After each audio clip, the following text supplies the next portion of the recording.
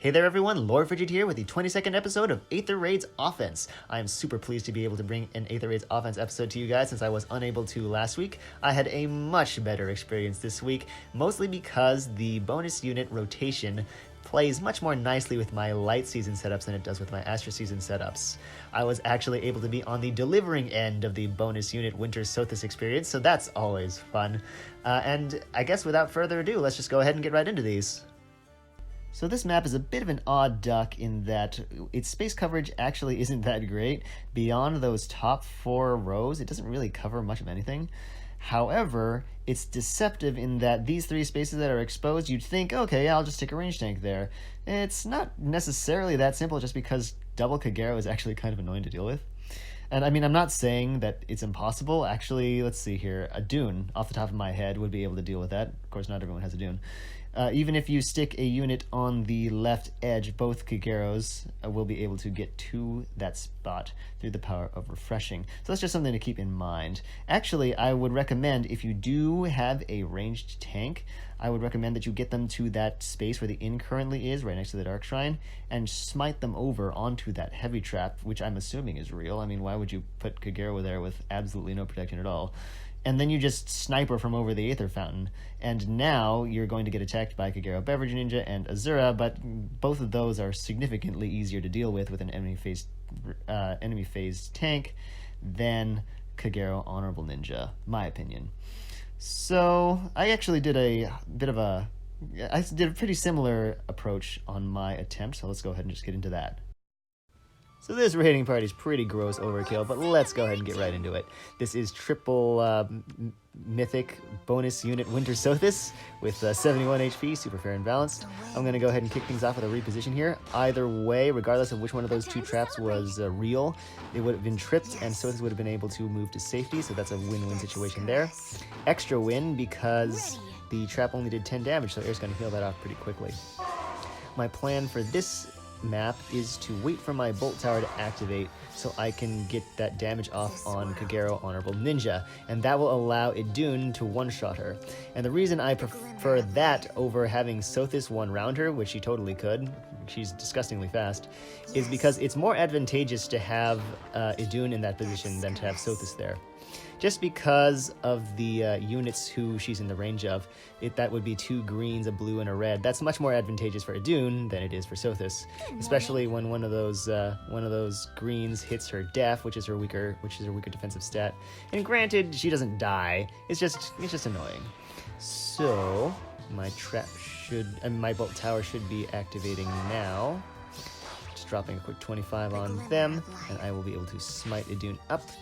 Get a quick one-shot, and let's see here. I do also need to move Sothis in right behind her, I think, just to make sure I have that Armor March still active. Do I want to break anything? I kind of want to break the Aether Fountain, but I kind of want to just leave that choke point as it stands. I don't think anything is going to be getting through there, but you never really know. Couldn't hurt to be safe. Oh wait, I should have destroyed that healing tower though. Nobody's going through that way. Oh well. And as a result, Kagero gets healed and deals a pretty good chunk of damage to Sothis, but it's okay. Idun's got a handle on the rest of it, and in fact, she can probably take on Faye with armor effective damage. Especially since she gets her demonic breath bonus from having less than full HP. I'm just going to have her do that. Not too bad at all. So this is the second map, and it is significantly more difficult than the first. Obviously, those 4 Lagoos will all transform on the first enemy phase, so you have to be pretty careful on your first player phase to not stick a unit in range of Tibarn or Nesala, because they will make you regret it. On top of that, there is a bit of a rally trap element.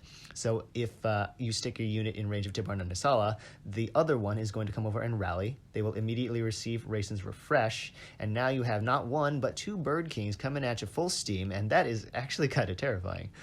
As far as options for dealing with it, it's kind of limited. Honestly, this one is pretty situational. If you have Bride Fjorm, you can stick her in the same column as Raisin. That will make the rally trap come out half-baked. The rally will happen, but the refresh will not, and you will only have to deal with 1 Lagoose King. So that is much more doable than dealing with 2.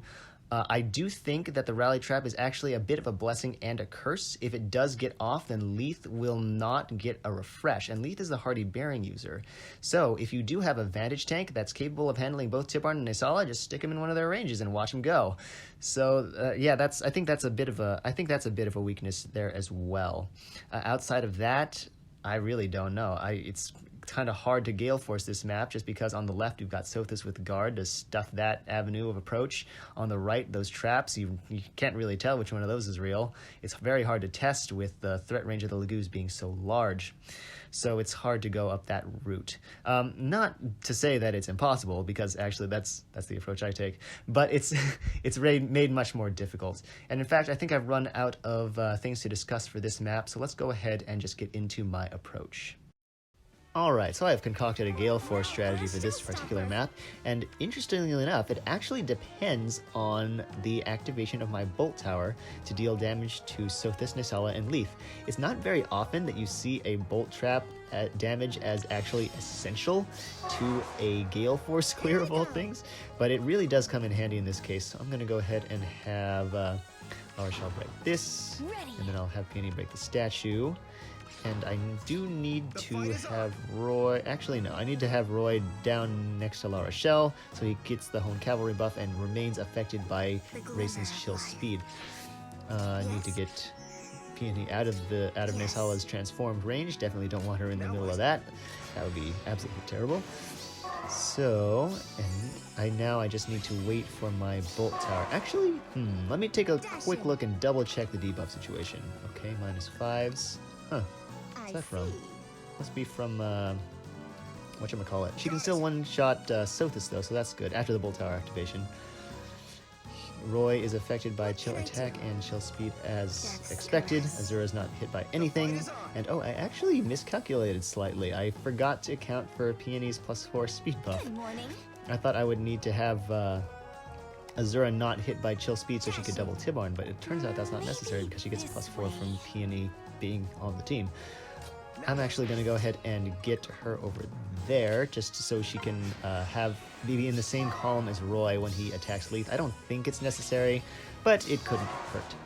So now my Bolt Tower activates, and it's just a matter of executing my strat here. Let's go ahead and hit Sothis, then advance Roy, getting rid of his debuffs. And after he attacks Nisala, he should be under half HP. So, ooh, Nisala doesn't deal quite as much damage as I thought he would, but he does still put him under half. Why is that? Oh, this is the Death Tactic Peony that I'm using. Shoot. Oh well. Well, it was still enough to put him under half, and now I get a quick refresh on Roy to take out Rayson, and I am basically home free. So I just need to find out a good way to take out these Aether structures. I'm thinking Air breaks the Bolt Tower and Roy takes one. And then Laurashell takes out the other. And Azura should be able to finish off Yoon, actually. Let me double check that. Yeah, she can. Okay, so have Laurashell take out the Amphore, and goodbye. Alright, that is it. I hope you guys enjoyed this episode of Aether Raid's Offense. I know I had fun, even if I had to depend on the Bolt Tower a lot more than I was expecting to, especially in that second match. Gosh, I actually don't even know what I would have done otherwise. But it all worked out in the end. So I will hope to put out another Aether Raids Offense video at the end of next Astra season.